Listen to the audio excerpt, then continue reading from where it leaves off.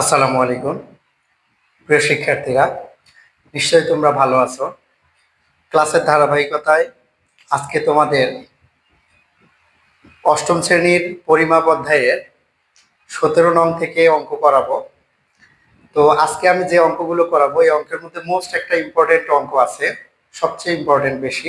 বিভিন্ন স্কুলে কিন্তু এগুলো বার্ষিক পরীক্ষা বা মিড টার্ম বিভিন্ন পরীক্ষা দিয়ে থাকে। 18 নম্বর অঙ্ক এটা করাবো, প্লাস 17 নম্বর অঙ্কটাও ইম্পর্টেন্ট।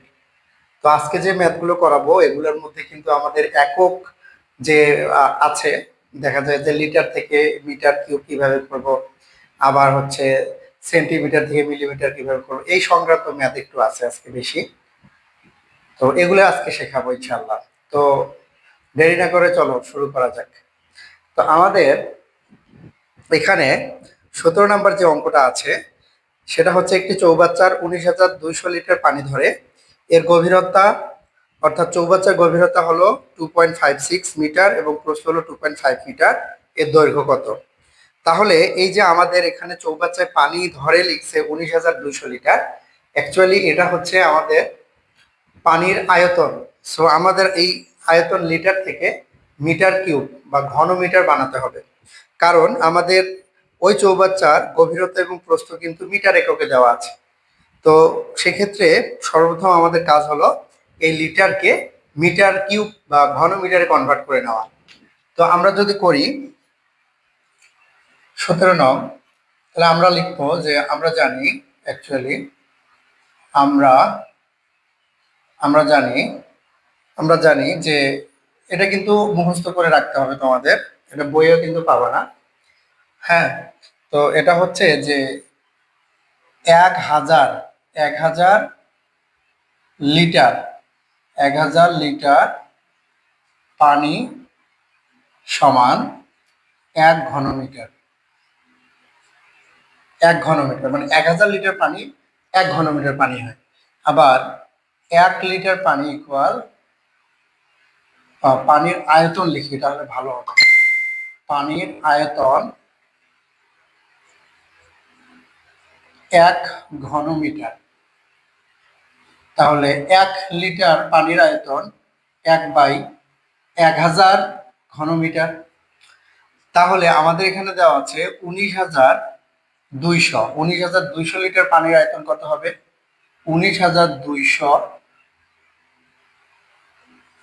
ভাগ 1,000 ঘন মিটার। তাহলে এটাকে যদি আমরা ভাগ করি তাহলে 19.2 ঘনমিটার হবে। আচ্ছা, তাহলে এই যে আমরা আমাদের 19,200 লিটার পানিকে আমরা ঘনমিটার কনভার্ট করলাম, মাত্র 19.2 হলো। এখন এখানে পানির দৈর্ঘ্য বা সরি চৌবাচ্চার দৈর্ঘ্য বের করতে বলছে। তাহলে আমরা কিভাবে করব? ধরি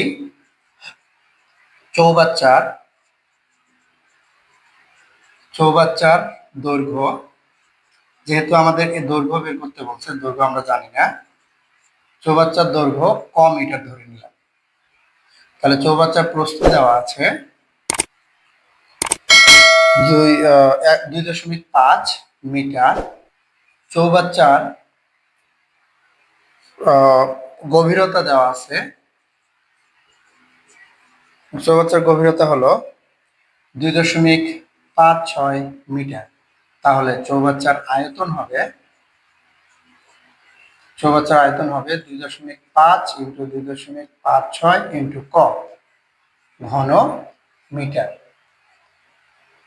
কারণ আমরা জানি যে চৌবাচ্চার আয়তন আমরা জানি কি, দৈর্ঘ্য গুণ প্রস্থ গুণ উচ্চতা হলো আয়তন। তো উচ্চতা গভীরতা একই বিষয়,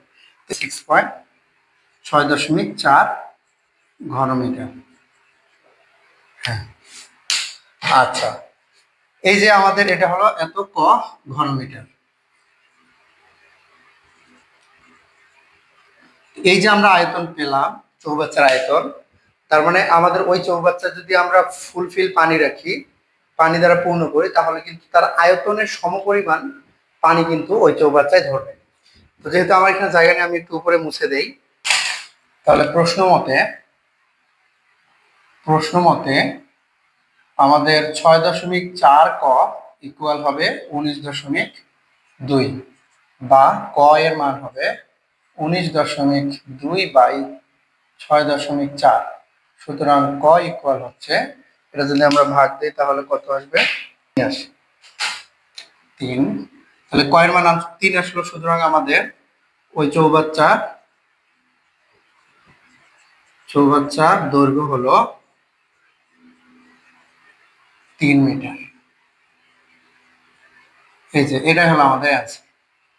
অঙ্কটা কিন্তু অনেক ইজি ছিল। জাস্ট আমাদের কি করা লাগছে, প্রথমে চৌবাচ্চার যে পানি ধরে সেই পানিটাকে আমরা লিটার থেকে ঘন মিটারে কনভার্ট করে নিছি। তারপর চৌবাচ্চার দৈর্ঘ্যকে ক ধরছি, প্রস্থ আর গভীরতা তো দেওয়া আছে, আয়তন বের করছে, তারপর প্রশ্ন মতে দিয়ে এটাই করে দিতে হলে ক এর মান বের করলে কিন্তু আমাদের হয়ে যাচ্ছে। তো আমরা পরবর্তী যে অঙ্কটা আছে সেই অঙ্কটাতে যাই। 18 নম্বর, খুবই মোস্ট ইম্পর্টেন্ট একটা ম্যাথ, অনেকবার আসে। স্বর্ণ পানির তুলনায় 19.3 গুণ ভারী। আয়তাকার একটি স্বর্ণের বারের দৈর্ঘ্য 7.8 সেন্টিমিটার, প্রস্থ 6.4 সেন্টিমিটার, উচ্চতা 2.5 সেন্টিমিটার। স্বর্ণের বাটির ওজন কত? তাহলে এই অঙ্কটা যদি আমি করতে যাই তাহলে 18 নম্বর, তো আমাদের স্বর্ণের বারের দৈর্ঘ্য প্রস্থ যেহেতু উচ্চতা দেওয়া আছে, তো আমরা এর আয়তন আগে বের করি। স্বর্ণের বারের দৈর্ঘ্য, স্বর্ণের বারের দৈর্ঘ্য হলো 7.8 সেন্টিমিটার। স্বর্ণের বারের প্রস্থ 6.4 সেন্টিমিটার। স্বর্ণের বারের উচ্চতা হচ্ছে, 2.5 সেন্টিমিটার। তাহলে স্বর্ণের বারের আয়তন হবে 7.8 গুণন 6.4 গুণন 2.5 ঘন সেন্টিমিটার।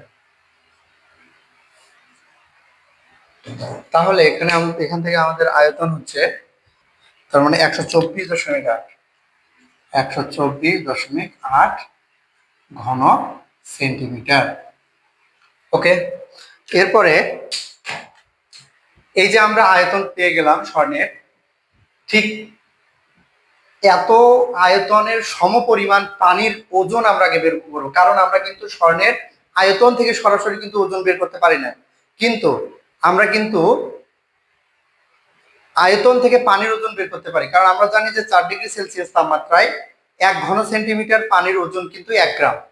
4 ডিগ্রি সেলসিয়াস তাপমাত্রায় 1 ঘন সেন্টিমিটার পানির ওজন কিন্তু 1 গ্রাম। তো আমরা এই যে 124.8 ঘন সেন্টিমিটার যে স্বর্ণের বার, তাহলে 124.8 ঘন সেন্টিমিটার পানির ওজন কত হবে সেটা আগে বের করবো। সম আয়তনে পানির ওজন আগে বের করব। তারপরে কিন্তু আমাদের যেহেতু বলেই দেওয়াই আছে যে পানির তুলনায় স্বর্ণ হচ্ছে 19.3 গুণ ভারী, তার মানে আমরা পানির যে আয়তন পাচ্ছি, পানির যে ওজন পাচ্ছি তার সাথে 19.3 গুণ দিলেই হয়ে কিন্তু যাবে। তাহলে আমরা বের করি আগে যে আমরা জানি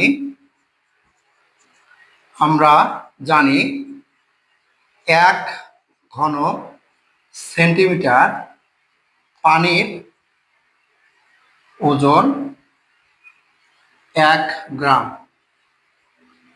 তাহলে 124.8 ঘন সেন্টিমিটার পানির ওজন 1 গুণন 124.8 গ্রাম। তাহলে 124.8 গ্রাম মানে হলো 124.8 গ্রাম। ওকে, তো এটা কিন্তু আমাদের পানির ওজন। 1 ঘন সেন্টিমিটার পানির ওজন এত, তাহলে এত ঘন সেন্টিমিটার পানির ওজন এত। তো এইটা কিন্তু আমরা পাইলাম হচ্ছে পানির ওজন। তো পানির ওজনটা কে আমাদের বলছে কি, স্বর্ণের ওজন বের করার জন্য, কারণ পানির তুলনায় স্বর্ণ হচ্ছে 19.3 গুণ ভারী। তা আমরা এটা লিখি, স্বর্ণ পানির তুলনায় 19.3 গুণ ভারী। ওকে, তাহলে সুতরাং স্বর্ণের ওজন হবে, স্বর্ণের বারের ওজন হবে 124.8 ইন্টু 19.3 এত গ্রাম ইকুয়াল, তাহলে এখানে দাঁড়াচ্ছে 2408.64 গ্রাম। এই হলো আমাদের উত্তর। কিন্তু এই অঙ্কটা কিন্তু ছোট অঙ্ক, বাট খুব ইম্পর্টেন্ট। তো অঙ্কটা একটু ভালোভাবে বুঝে নিবা। প্রথমে আমরা কি করব, স্বর্ণের বারের দৈর্ঘ্য, প্রস্থ, উচ্চতা, আয়তন বের করব। ঠিক সম আয়তন পানির ওজন বের করব। পানির ওজন থেকে আবার 19.3 গুণ দিলে কিন্তু স্বর্ণের ওজন পেয়ে যাব। তো এই ছিল অঙ্কটা, খুবই ইজি। তো চলো আমরা পরের অঙ্কে যাই। আসে তাহলে 19 নম্বর অঙ্কটা হচ্ছে কি, অতটা কঠিন না এটা। ছোট একটা বাক্স, বাক্সের দৈর্ঘ্য, তারপরে হচ্ছে প্রস্থ এবং উচ্চতা দেওয়া আছে, বাক্সের আয়তন কত হয়েছে। আমরা জানি যে আয়তন ইকুয়াল কি, দৈর্ঘ্য গুণন প্রস্থ গুণন উচ্চতা। তো এখানে দৈর্ঘ্য প্রস্থ উচ্চতা দেওয়াই আছে, জাস্ট গুণ করে দিলেই হবে। শুধু এখানে কাজ হচ্ছে মিলিমিটারটাকে সেন্টিমিটারে কনভার্ট করে নিতে হবে। তো দেখি আমি করাই দিই এটা। বাক্সের বাক্সের দৈর্ঘ্য, হচ্ছে 15 সেমি 2.4 মিলিমিটার। তাহলে 15 যোগ এই যে এই মিলিমিটারকে সেন্টিমিটার বানাবো, তাহলে 2.4 ভাগ 10, কারণ মিলি সেন্টি 10 দিয়ে ভাগ দিলে কিন্তু এটা সেন্টিমিটার হয়ে গেল। তাহলে আমরা সাইড নোট হিসেবে দেব 10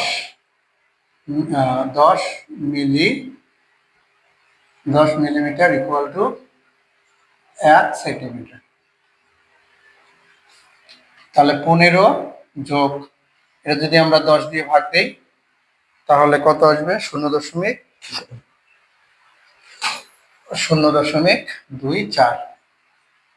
সেন্টিমিটার, 2.4 ভাগ 10।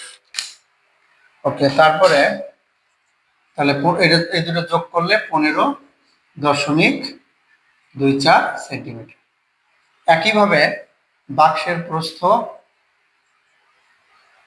প্রস্থ কত সেন্টিমিটার, বাক্সের প্রস্থ কিন্তু হলো 7 সেন্টিমিটার, আর হলো 6.2 মিলিমিটার। তাহলে 7 যোগ 6.2 ভাগ 10 সেন্টিমিটার। এখন আর সাইড নোট দেওয়ার দরকার নেই, কারণ আমরা অলরেডি একবার দিয়ে দিছি, একবার দিলে আর দরকার হবে না। 6.2 সেন্টিমিটার ইকুয়াল টু 7.62 সেন্টিমিটার। আর একটা আছে, সেটা হলো বাক্সের উচ্চতা। বাক্সের উচ্চতা হচ্ছে